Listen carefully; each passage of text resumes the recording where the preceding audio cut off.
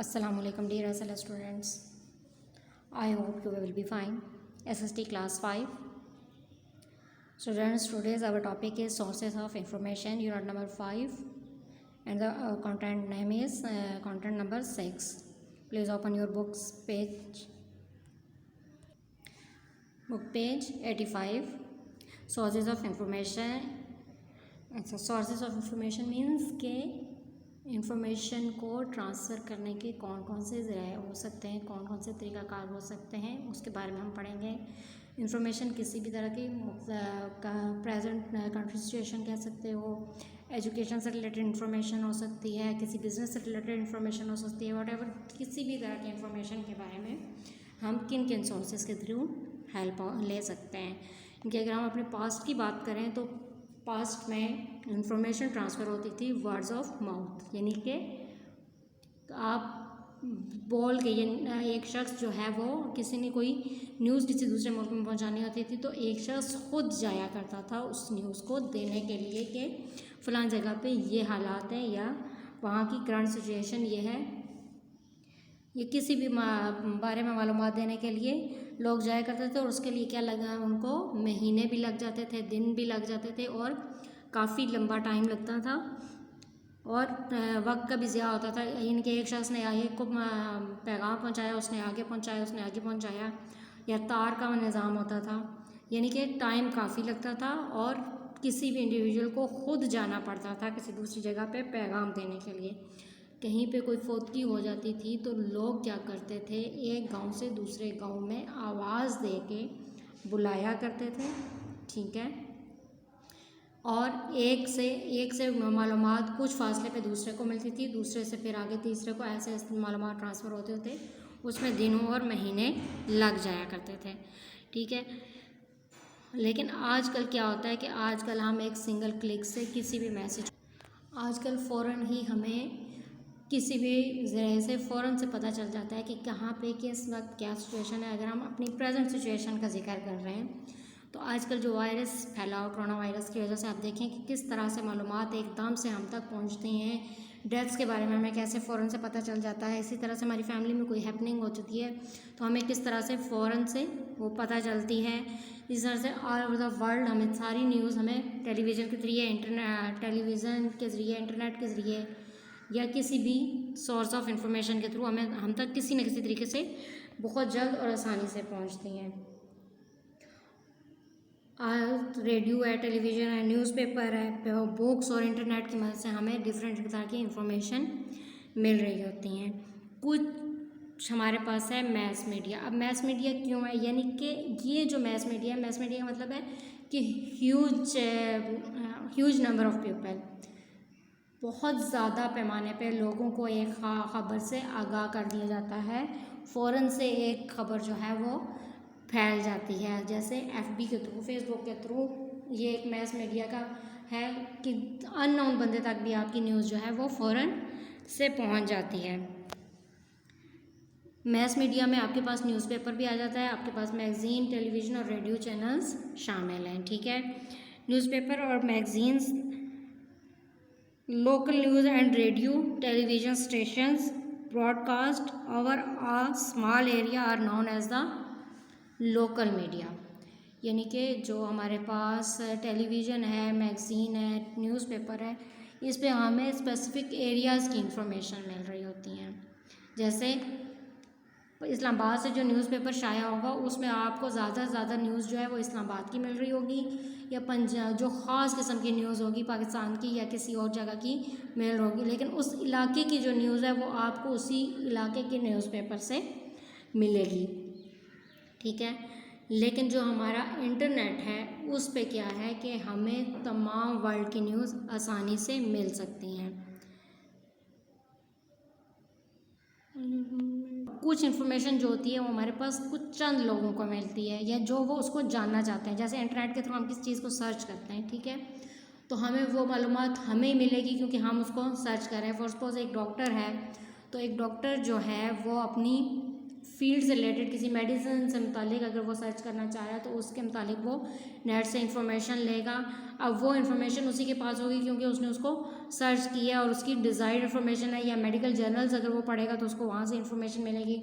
इस तरह से जो लॉयर है तो लॉयर को करंट सिचुएशंस के बारे में या करंट जितने भी हालात के बारे में वो जो मालूमात हासिल करना चाहेगा उसको वही मिलेंगे। फी और पीपल्स के पास वही मालूमात जाती हैं जो कि जिनको वो अपनी हासिल करना चाहता है। जैसे एजुकेशन से रिलेटेड कोई शख्स है, वो अपना एक स्पेसिफिक टॉपिक सर्च करता है कि मुझे इस टॉपिक से रिलेटेड ये मटेरियल ये मवाद चाहिए, तो वो इंटरनेट के ज़रिए वो सर्च कर लेता है। वो उसके पास वो इन्फॉर्मेशन होगी, दूसरे शख्स के पास वो इन्फॉर्मेशन नहीं जाएगी। उसकी वजह क्या है कि उसने उसको सॉर्ट आउट करने की कोशिश नहीं की।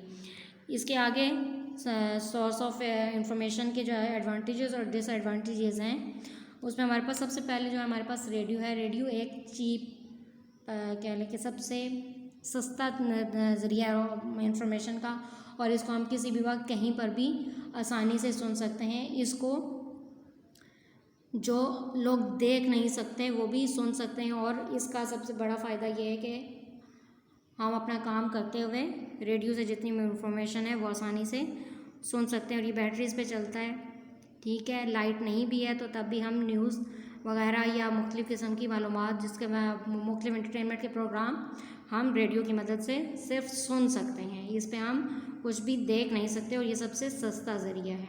इसके अलावा ये रेगुलर बुलेटिन देता है, मतलब यानी कि टाइम टू टाइम जो है वो कंट्री की सिचुएशन या उस इलाके की सिचुएशन, जिस इलाके में न्यूज़ रेडियो चल रहा है उस इलाके की करंट सिचुएशन के बारे में हमें आगाह करता रहता है कि इस वक्त कहाँ पे क्या हालात हैं और किस तरह के हालात वाक़यात चल रहे हैं।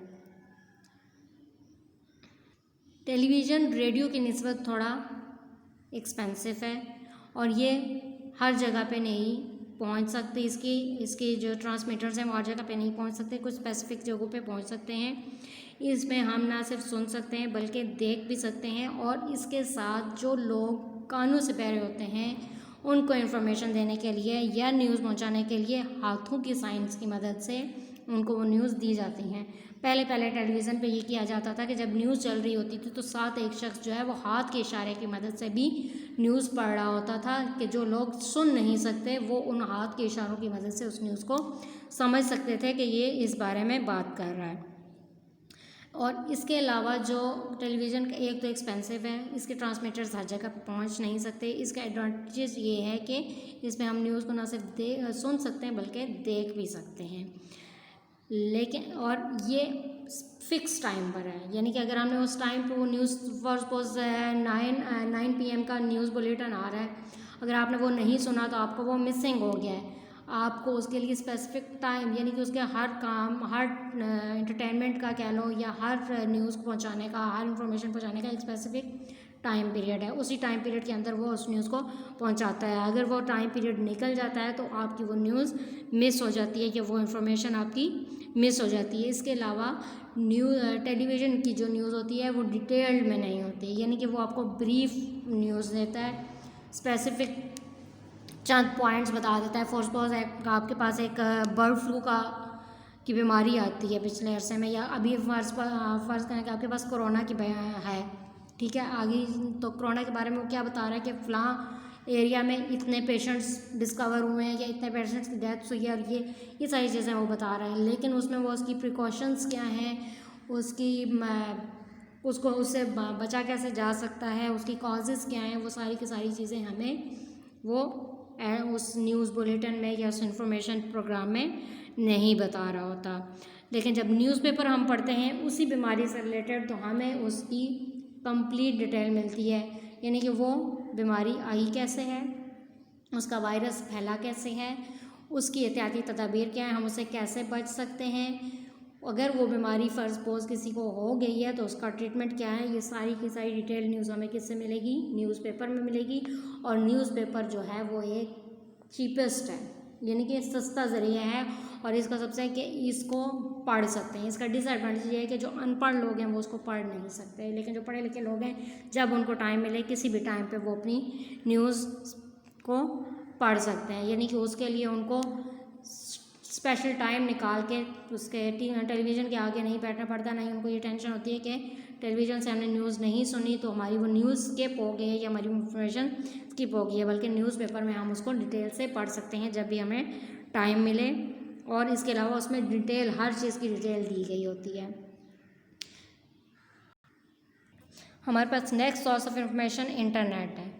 दो it is an expensive means of getting information, ये सबसे एक्सपेंसिव मीन है क्योंकि इसके जो हमारे पास पैकेजेस हैं वो इंतहाई एक्सपेंसिव होते हैं और इसको हर बंदा अफोर्ड नहीं कर सकता। लेकिन एक सिंगल क्लिक की मदद से ना सिर्फ हम अपने कंट्री के बारे में या अपने एरिया के बारे में मालूमात ले सकते हैं, बल्कि ऑल ओवर द वर्ल्ड हमें एक एक चीज़ के बारे में पता चल रहा होता है कि किस कंट्री में क्या सिचुएशन है। अभी जैसे करंट सिचुएशन अगर हम देखें कोरोना वायरस के बारे में, मैं आपको बार बार बता रही हूँ कि इसके बारे में हमें, अगर हम इंटरनेट को ओपन करेंगे तो हमें ऑल ओवर द वर्ल्ड हर तरह की इंफॉर्मेशन हमें उस बीमारी से रिलेटेड मिल रही होगी और हमें उसकी क्या मेजरमेंट्स हैं, क्या प्रिकॉशंस हैं, उसकी कॉजेज़ क्या हैं, उसको हम केयर कैसे कर सकते हैं, वो हर चीज़ हमें इंटरनेट की मदद से मिल सकती है। इसका सब यानी कि ये एक्सपेंसिव होता है और इसके बाद उसका कनेक्शन फेल भी हो सकता है, यानी कि पास का कनेक्शन प्रॉब्लम की वजह से, नेटवर्क सिग्नल्स प्रॉब्लम की वजह से हमारा नेट जो है वो प्रॉपर नहीं आ रहा होता। और सबसे बड़ी चीज़ ये एक्सपेंसिव है, हर बंदा इसको इजीली अफोर्ड नहीं कर सकता। और जो हमारे दूर दराज के इलाके होते हैं तो वहाँ पर भी इसके सिग्नल्स जो हैं वो मुश्किल से पहुँचते हैं। The media and the political process, यानी कि मीडिया का एक रोल ये भी है कि वो जो हमारे पॉलिटिकल लीडर्स, हमारी पब्लिक है, उसके दरमियान ताल्लुक़ को कायम करते हैं। जो पॉलिटिकल लीडर्स के जो ऐलानात होते हैं टाइम टू टाइम, जितने उनके डिसीजंस होते हैं उसके मुतालिक मीडिया पब्लिक को आगाह करता है और मीडिया ही पॉलिटिकल लीडर्स के तक पब्लिक के जो मसाइल हैं उनको भी पहुंचाता है। ये मीडिया की रिस्पॉन्सिबिलिटी में आता है। और उसके जितने भी डिसीजंस होते हैं पॉलिटिकल लीडर्स के, जितने भी या पॉलिटिकल लेवल पे जितने भी डिसीजंस हो रहे होते हैं उनसे मुतालिक मीडिया लोगों को आगाह कर रहा होता है। जैसे आजकल की करंट सिचुएशन से रिलेटेड जो ऐलानात होते हैं, यानी कि लॉकडाउन से रिलेटेड आप देख लो।